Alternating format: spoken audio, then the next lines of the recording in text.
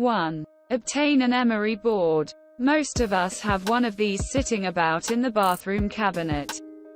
A finer grit one is much better than a coarser grit one for this purpose, since it will leave a smoother sharpened metal surface at the point of the needle, which is highly desirable.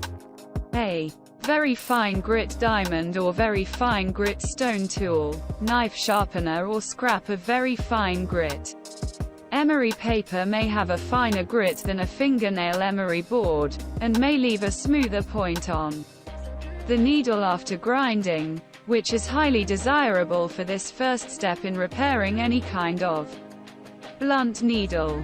It is highly desirable to create an extremely smooth final metal surface everywhere on the needle. 2. Test the sharpness of the needle's point against your skin.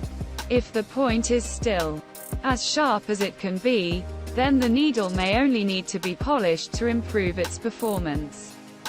The needle's surface might be microscopically or visibly rough because of old scratches or corrosion, making the point falsely appear to be blunt.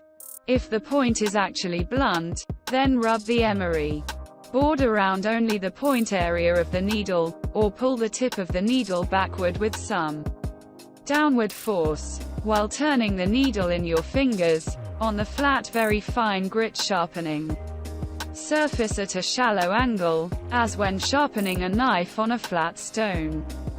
This should sharpen the needle point. Be careful to grind only the area at the point.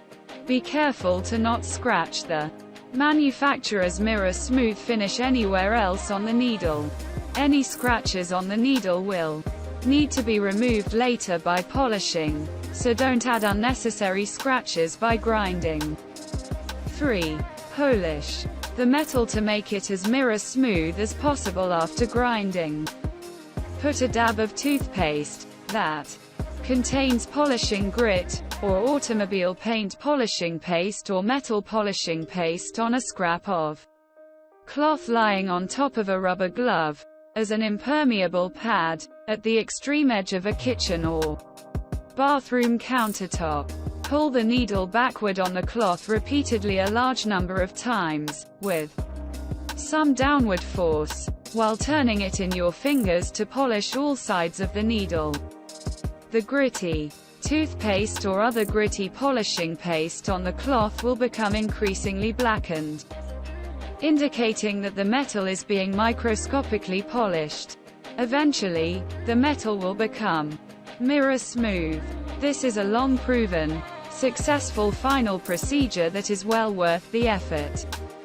You can also polish the entire needle in this way, which is well worth the effort. A sewing machine needle, for example, absolutely must have a manufacturer's mirror finish if it is to work well in the machine.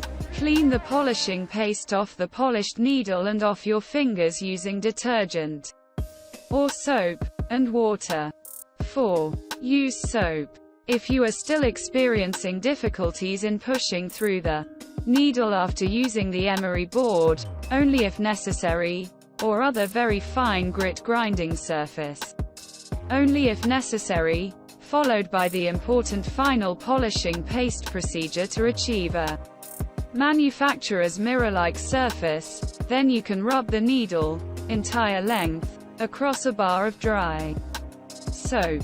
As you continue to work with your fabric, stick the needle point into the bar of soap, occasionally to continue giving it a smooth surface.